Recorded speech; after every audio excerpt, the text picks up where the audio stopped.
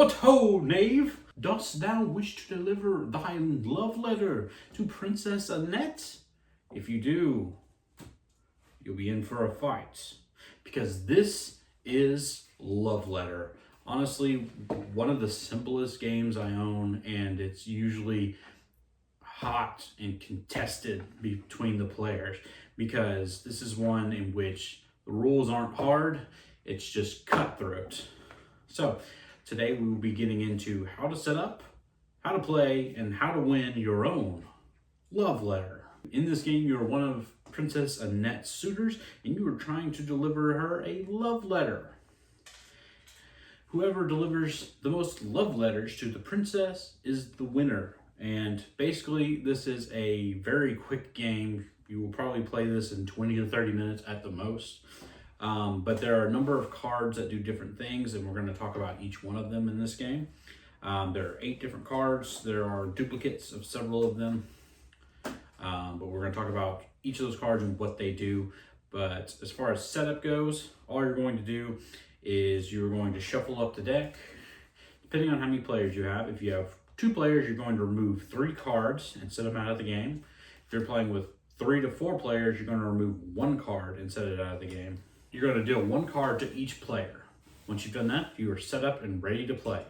But in order to know how to play, we need to talk about what these cards do. On your turn, what you're going to do is you're going to draw a card, and that'll give you 2 cards in your hand. You will look at those 2 cards and decide which of those to play. And once you play a card, then they do different things. And now I'm going to go into what each of those cards do. This game is all about revealing cards to basically kick people out of the game. Most important in this game is, of course, the princess. If you are caught with the princess in your hand and you're forced to discard her, you lose. So while she is the highest value in a number 8 card, she is also the most dangerous. Number 7 is next, and that is the Countess. If you have this card and the king or prince in your hand, you must discard this card. Basically, it's a way of, she kind of frames you in what you have. Because if you discard her, it's probably evident that you have either the princess, the king, or the prince. Because why else would you discard a number 7 power card? Because the highest, like I said, is 8. But these are where strategies come into the game. So the king, whenever you lay him out, he lets you trade hands with another player. So let's say you know someone might have the princess. You might choose to play the prince to swap cards to get the princess in your hand. The prince. Choose any player, including yourself, to discard his or her hand and draw a new card. If you know someone has a princess, you could play the prince, get them to discard their card, and eliminate them from the round. The handmaid. Until your next turn, ignore all effects from other players' cards. So with that, it's your only form of protection in this game is the handmaid. She's able to protect you for a whole round until it gets back to your turn. And one of those attackers could be the Baron. You and another player secretly compare hands. The player with the lowest value is out.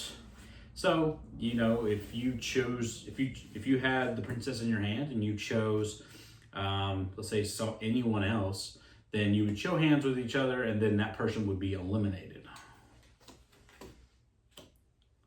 However, if you played this and you had, let's say you had the prince and they had the princess, 8 is higher than 5, therefore they would eliminate you.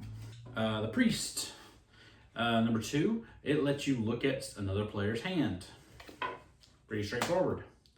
One of the most dangerous in the game is the guard. You name a non-guard card, which means you can't say, I choose you and pick guard. And if that player has that card, he or she is out of the round.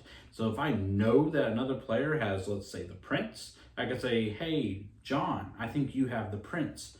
If that is factual, they will reveal it and they will be out of the game. If that is not, if they don't have it, they don't reveal, they just say that they don't have it. You have to have a bit of honesty going into this game. That's all the cards and what they do. So now I will shuffle up these cards, shuffle them up with the rest of these duplicates, and form the deck. set up for a 4-player game, so we're going to remove 1 card, and we're going to deal 1 card to each player. Player 1 is going to look and take this card into their hands. Now, showing you, they have the king and the princess. So it's a terrible hand to have, because what's going to happen with them is they're going to have to play the king to stay in the game, and that means they're going to have to trade their card with someone else, and they're going to trade with the person to their right. Now, it's this person's turn. They're going to draw a card. They have a guard and a baron. So, thinking wisely, why would someone get rid of their king? You might deduce they probably have to have something really good. Probably a princess. So this person is going to play the guard card and guess princess on this player over here. And since it is factual, they are eliminated from the round. This will keep going around